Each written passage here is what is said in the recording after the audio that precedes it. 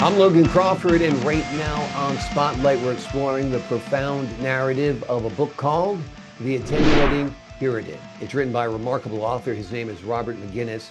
This novel takes us on a journey with a hero who embodies purity with steadfast faith, yet is challenged by the toxins of his ancestry. Join us right now as we delve into a story of sacrifice, resilience, and the quest for a divine existence amidst our earthly challenges. We're delighted to have this very talented author join us here today on Spotlight. We thank the team at Inks and Bindings for helping us put him in the spotlight today. And we ask viewers like you to support writers like him by subscribing to our channel and by purchasing his remarkable book. The links are below this interview. Robert, great to see you here today on Spotlight. It's wonderful to be here. It's great to see you too. Wonderful to have you on the show. A puritanical hero seems almost hard to believe in the year 2024, but perhaps one is needed, right? If the root of the word is pure, and if we can remember that and strive for that, maybe we'll all be heroes. Exactly. What inspired you to create a character deeply rooted in both purity and struggle? Well, it's part of the human experience. And the older you get, the more that you see both sides of the coin. And, we can't help but be overwhelmed with all the toxins that are in an environment. We look at our air, we look at our water, we look at our food, we look at all the meds that we're being dealt, and we look at the problems that our children are having, the spike in autism, and then drugging them as a solution to it, and just trying to address those issues a little at a time. You can't help but see these things, and we can have faith in that we try to be Zen and accept everything, or we can actually be human and take some responsibilities for that, and for years I felt like it's just what it is. What can I do? And, initially I was going to make a story where I had the 99 percenters round up the 1% and inject them with genes to digest plastic and banish them to the islands of trash. And I thought, well, here we are putting blame on someone again and not taking responsibility. And if we really wanted to make the hero that teaches responsibility, the Puritan is what came to mind. And I thought that we should all be a little bit of him, and the story should lead us in that direction. What do you mean by the attenuating Puritan?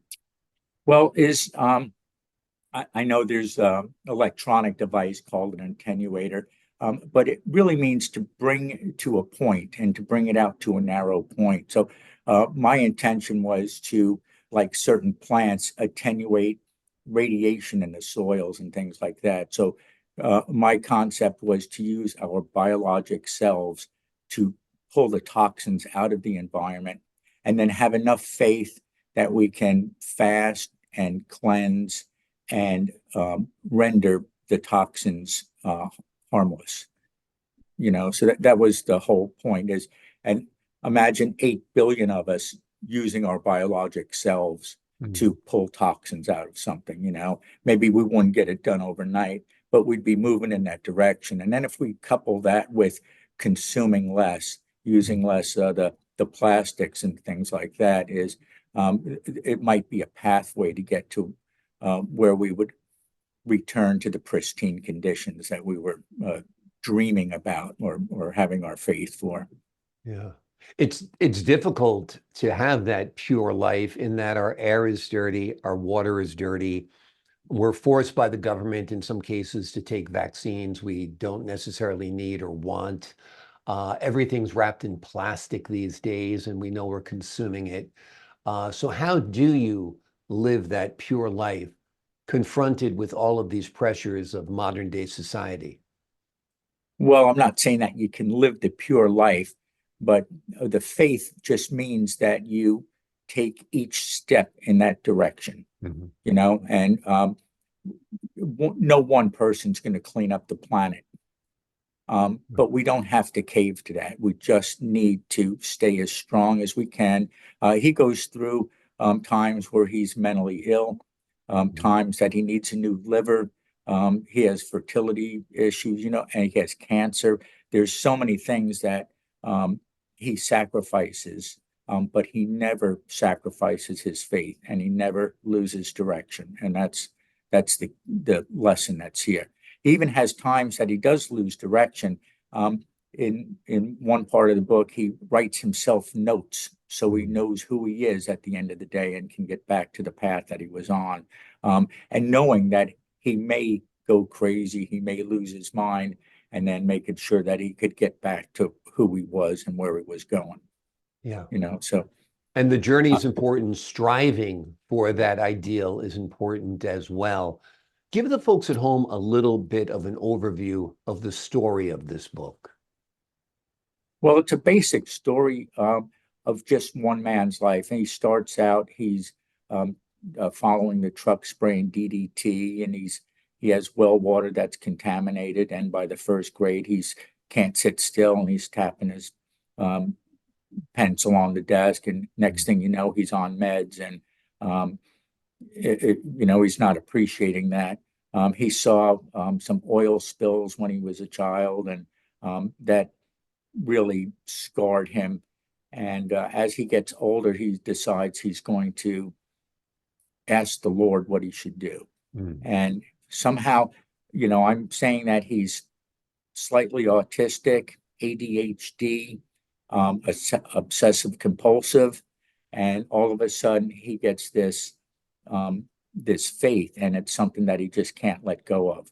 So he starts going from spot to spot, trying to clean up whatever he can, wherever he can. There's some, to me, some of it was a comedy in the first place. Right. He says, and though I am pure in thought, word, and deed, my behaviors occasionally reflect the toxins my forefathers have bequeathed.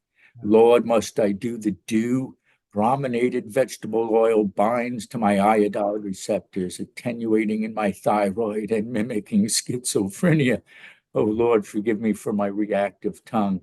And though I've been endowed with a pineal gland as large as a grapefruit, I'm uncertain if it's from the ritual fluoridations or a true gift from you, my Lord of spiritual wealth.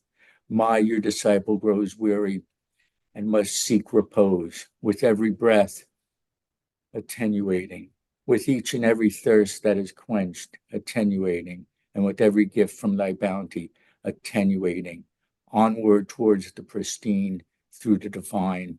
Amen. Wonderful, wonderful. That is quite a passage, that's for sure. Have you envisioned this played out on film or as a TV series or something? Well, I have, just in the back of my mind, I have no experience with any of that, but getting the story out there seems important. And then if you take any packaged food off the counter or out of the pantry, you can't help but see something in there that could be an episode. Exactly. Every single one. You can't go into your medicine cabinet and not see another episode. You can't walk down the street and not see something that needs attenuating. So the material is endless, and Exactly.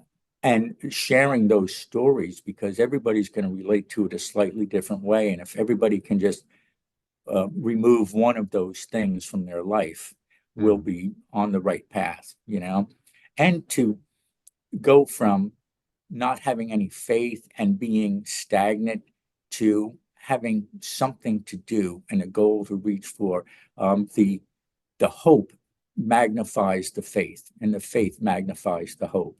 And those are the things that we really need to be focused on. So I do see it being very valuable to bring to the people.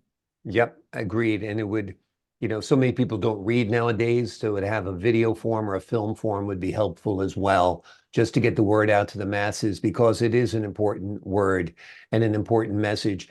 And I'm going to ask you before we leave you today, what message do you hope readers take away from the personal and spiritual growth of the hero's journey? Well, I think, like I said earlier, I'd like everybody to um, strive to be just a little bit of him, see Mhm. what the message is, it's that exponential growth into society that is needed to clean anything up, you know. And it seems like you could spend 100 years cleaning, and it would just take one day to dirty it again. And, you know, so we have to be vigilant, and we have to be consistent, you know. So that's what I'm hoping, is everybody sees a little bit of themselves in the Puritan. Maybe it's the psych meds, maybe it's the cancer, maybe it's something else. But instead of having faith to say, well, whatever God dishes me is what I have, and say, but yes, but this is my life, and I need to be proactive in it. I need to do something with my life, you know. So, Exactly. You have so to take a stand.